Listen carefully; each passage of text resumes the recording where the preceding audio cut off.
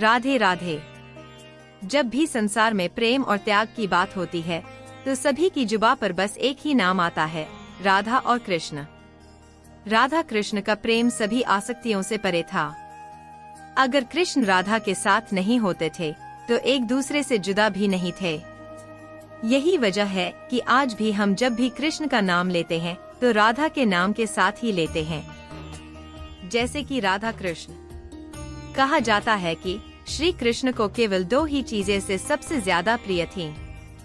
ये दोनों चीजें भी आपस में एक दूसरे से गहराई से जुड़ी हुई थीं। एक था बांसुरी और दूसरी राधा।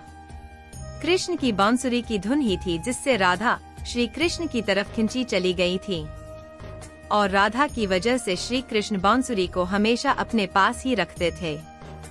राधा श्री कृष्ण का बचपन का प्यार थी।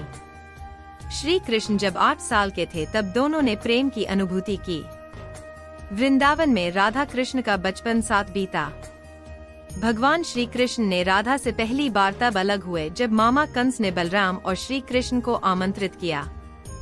वृंदावन के लोग यह खबर सुनकर बहुत दुखी हो गए। कृष्ण के वृंदावन छोड़ने के बाद से ही राधा का वर्णन बहुत कम हो गया। राधा और कृष्ण जब आखिरी बार मिले थे तो राधा ने कृष्ण से कहा था कि भले ही वो उनसे दूर जा रहे हैं, लेकिन मन से कृष्ण हमेशा उनके साथ ही रहेंगे। लेकिन जब कृष्ण वृंदावन से निकल गए तब राधा की जिंदगी ने अलग ही मोड़ ले लिया था।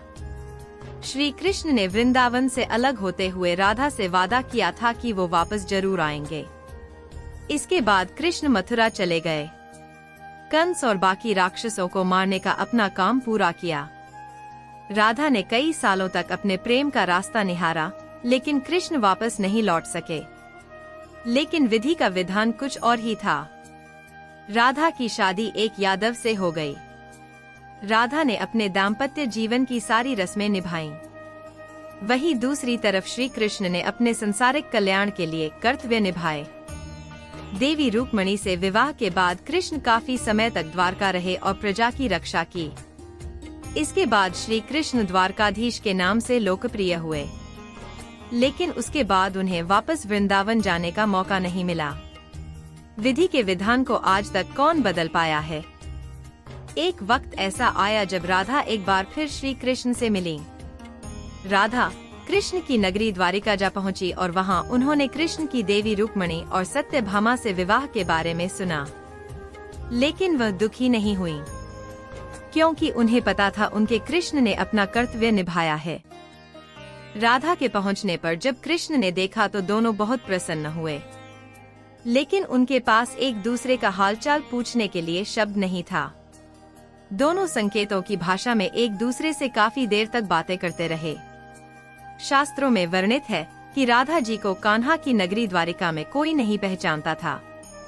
राधा के अनुरोध पर कृष्ण ने उन्हें महल में एक देविका के रूप में नियुक्त किया। राधा दिन भर महल में रहती थी और महल से जुड़े कार्य देखती थी। मौका मिलते ही वह कृष्ण के दर्शन कर लेती थी। लेकिन राधा को वहाँ वो आध्यात्मिक जुड़ाव नहीं हो पा रहा था जैसे पहले वृंदावन में मिलता था। इसलिए वह कृष्ण से दूर जाने पर मजबूर हो गईं और एक दिन वह महल से चुपके से निकल गईं। राधा निकल तो पड़ी थी, लेकिन उन्हें नहीं पता था कि वह कहाँ जा रही हैं। लेकिन भगवान श्री कृष्ण भली भांति जानते थे। धीरे धीरे समय बीता और राधा अपने अंतिम समय में अकेली जीवन गुजार रही थीं। उस वक्त उन्हें भगवान श्री कृष्ण की आवश्यकता पड़ी। राधा किसी भी तरह भगवान कृष्ण को देखना चाहती थी और मन में श्री कृष्ण को स्मरण करती थी। भगवान कृष्ण को जैसे ही ये ज्ञात हुआ वह उनके सामने आ गए। श्री कृष्ण जब राधा रानी से मिले तो वह राधा रानी की पीड़ा उनकी आंखों में देखते ही समझ गए और साथ ही राधा रानी उन्हें दोबारा देखकर कितनी प्रसन्न है ये भी।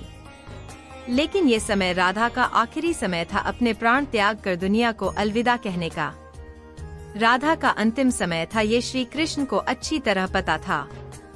उनका मन उदास था, फिर भी उन्होंने राधा रानी से वरदान मांगने को कहा, लेकिन राधा ने मना कर दिया। श्री कृष्ण के दोबारा अनुरोध करने पर राधा ने यह इच्छा जताई कि मैं आखिरी बार कृष्ण की बांसुरी की धुन सुनना चाहती हूँ। कृष्ण ने बांसुरी बजानी शुरू की और तब तक बजाई जब तक राधा रानी अंतर ध्यान होकर कृष्ण में ही विलीन नहीं हो गयी। कृष्ण की बांसुरी की धुन सुनते सुनते राधा रानी ने अपना सांसारिक शरीर त्याग दिया और गोलोक में जा पहुंची। लेकिन श्री कृष्ण भगवान होते हुए भी राधा के प्राण त्यागते ही वो बहुत दुखी हो गए। इतना दुखी हो गए कि बर्दाश्त ही नहीं कर पाए और उन्होंने अपना बांसुरी तोड़कर दूर फेंक दिए और उसके बाद किसी भी वाद्य यंत्र को हाथ नहीं लगाए। दोस्तों, ये था राधा कृष्ण के रिश्ते की सबसे बड़ी खूबसूरती। राधा श्री कृष्ण के दैवीय गुणों से परिचित थीं। उन्होंने जिंदगी भर अपने मन में प्रेम की स्मृतियों को बनाए रखा।